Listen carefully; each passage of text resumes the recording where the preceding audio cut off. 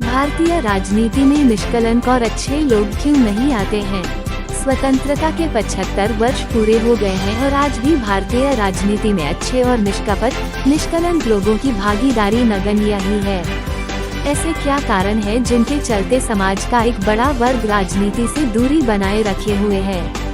पहला और सबसे बड़ा कारण जो दिखाई देता है वह है भारतीय राजनीति में व्याप्त प्रदूषण।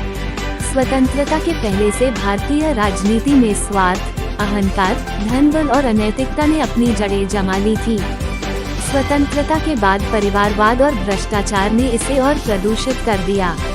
नेहरू युग में राजनीति में अच्छे और संघर्षशील युवाओं को अवसर देना आरंभ किया था, परंतु इंदिरा गांधी के समय इसकी गति को रोक दिया गया। 1975 में जब देश के अंदर इंदिरा गांधी ने अपनी सत्ता बचाने के लिए इमरजेंसी लागू की थी, तब देश की राजनीति में एक नए अध्याय का आरंभ हुआ। भारतीय लोकतंत्र में राजनीति को क्रांतिकारी और समाजवादी विचारधारा के रूप में परिभाषित किया जाने लगा। भारतीय राजनीति वामपंथी और दक्षिणपंथी विचारधारा के रूप में परिभाषित हो गई।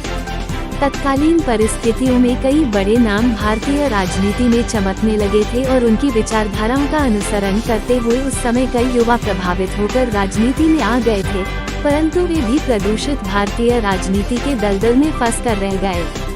धीरे धीरे भारतीय राजनीति में बाहुबल और धनबल हावी होता चला गया। फलस्वरूप राजनीति का अपराधीकरण शनै शनै बढ़ता चला गया। भारतीय राजनीति अब कौरवों के उस चक्रव्यूह के समान हो गई, जिसमें घुसना तो सरल था पर निकलना नामुमकिन।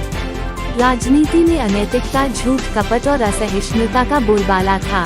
परिणाम स्वरूप समाज के विशिष्ट प्रबुद्ध जन और आम आदमी राजनीति के इस दलदल में जाने से भयभीत हो गए। वामपंथी और समाजवादी विचारधारा युवाओं के मन मस्तिष्क पर हावी हो गई, जिसके चलते देश में अराजकता और अलगाववाद पनपने लगा, जो कालांतर में उग्र और हिंसक होता चला गया। यही कारण रहा पंजाब में और कश्मीर में आतंकवाद के जन्म का। यदि आज हम भारतीय राजनीति में निष्कपट और निष्कंटक विचारशील लोगों की भागीदारी बढ़ाना चाहते हैं, तो सबसे पहले आवश्यकता है चुनाव सुधारों और उसके बाद संविधान में कुछ बड़े संशोधन की।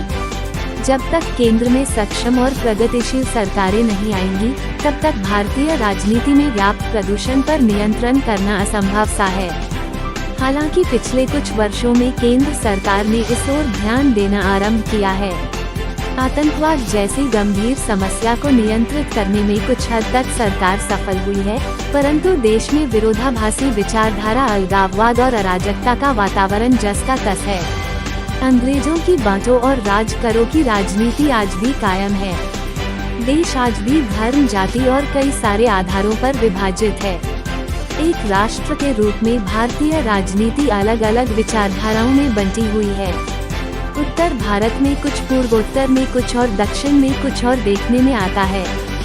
चुनाव आयोग को और शक्तिशाली बनाना होगा, उन्हें और अधिकार देने होंगे। साथ ही भारतीय संवैधानिक संस्थानों को और सुदृढ़ एवं उपयोगी बनाना होगा।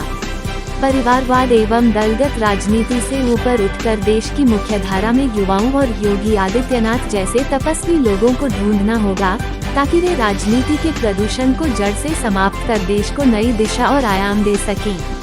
आलेख प्रकाश व्यास, एडिटर इन चीफ, जस मीडिया।